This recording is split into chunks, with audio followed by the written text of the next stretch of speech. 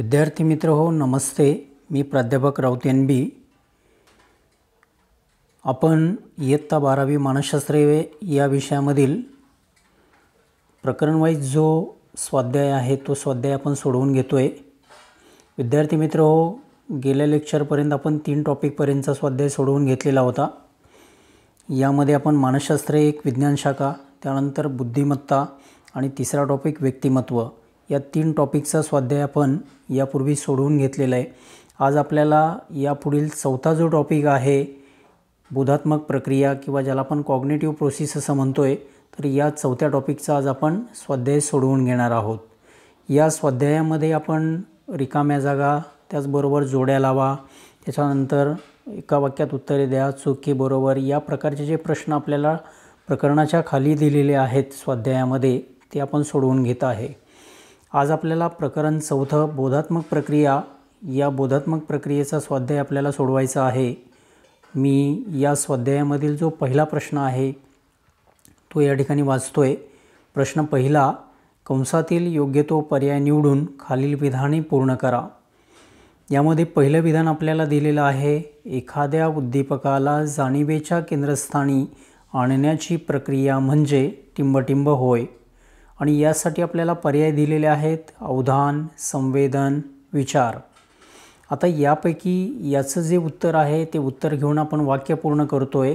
एखाद्या उद्दीपकाला जाणीवेच्या केंद्रस्थानी आणण्याची प्रक्रिया म्हणजे अवधान होय. अवधान हे त्याचं बरोबर उत्तर आहे. त्यानंतर दुसरं विधान या ठिकाणी दिलेलं आहे, इव्हॉन पॅव्लॉव हे अध्ययनाची टिंबटिंब पद्धत स्पष्ट केल्याबद्दल ओळखले जातात. बघा, पुन्हा एकदा मी वाचतोय, इव्हॉन पॅव्लॉव हे अध्ययनाची टिंबटिंब पद्धत स्पष्ट केल्याबद्दल ओळखले जातात. आणि यासाठी पर्याय दिलेले आहेत अभिजात अभिसंधान, साधक अभिसंधान आणि निरीक्षणात्मक अभिसंधान. आता याचं जे उत्तर आहे ते आहे अभिजात अभिसंधान आणि आपण ते या दिलेल्या वाक्यामध्ये विधानामध्ये आपण घेतोय.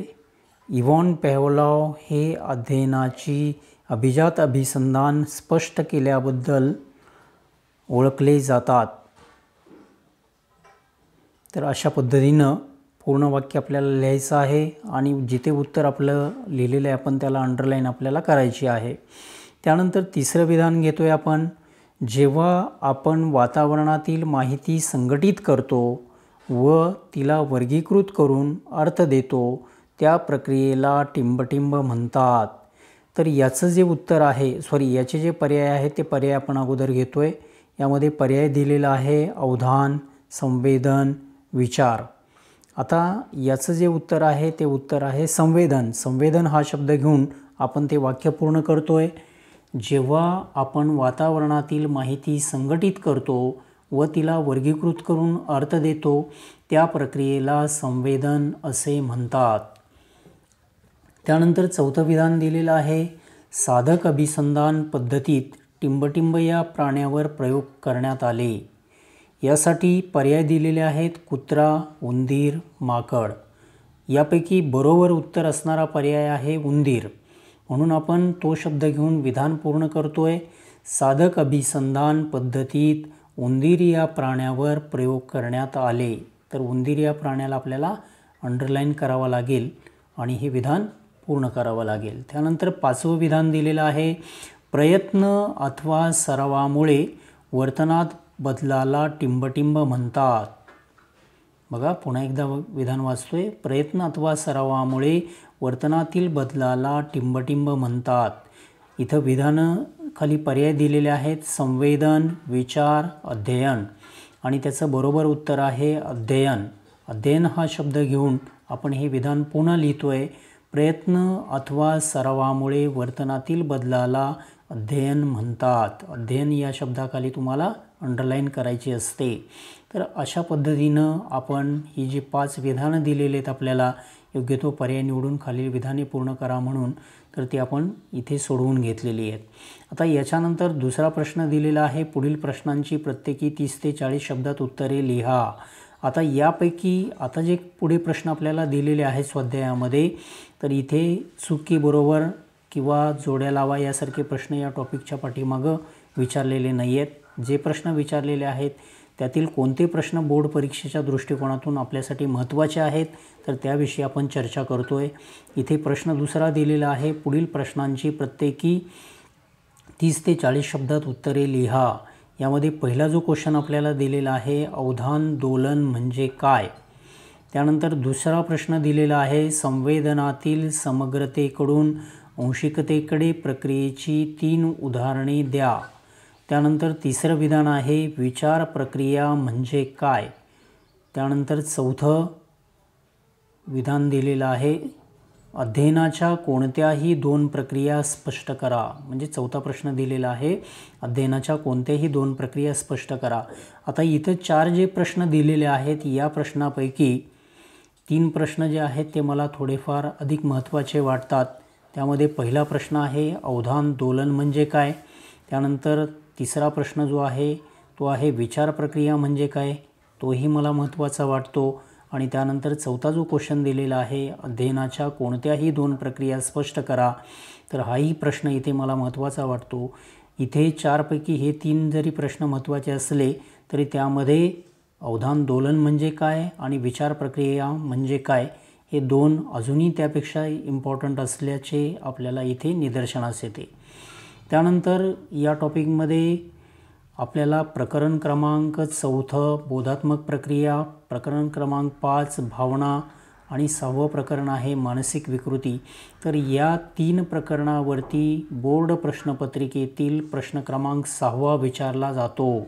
या 3ही टॉपिकवरती 4, 5, 6 या 3ही टॉपिकवरती एक एक प्रश्न आपल्याला या 6व्या प्रश्नासाठी विचारला जातो. दिलेल्या मुद्द्यांच्या आधारे उत्तरे लिहा यासाठी.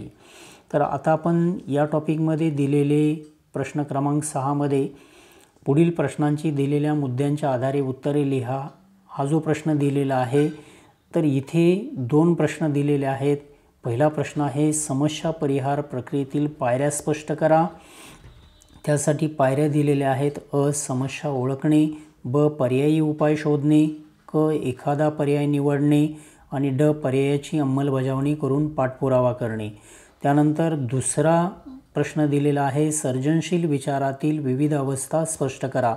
तर हे दोन्हीही प्रश्न दिलेल्या मुद्द्यांच्या आधारे उत्तरे लिहा यासाठी महत्त्वाचे आहेत. सर्जनशील विचारातील विविध अवस्था स्पष्ट करा याच्यासाठी पर्याय दिलेले आहे मुद्दे दिलेले आहेत, अ पूर्वतयारी, ब उबवण, क प्रदीपन आणि ड पडताळणी. हे दोन्ही प्रश्न समस्या परिहार प्रक्रियेतील पायऱ्या स्पष्ट करा किंवा सर्जनशील विचारातील विविध अवस्था स्पष्ट करा हे 2 प्रश्न या टॉपिकमधले इथे या 6व्या प्रश्नासाठी महत्त्वाचे आहेत.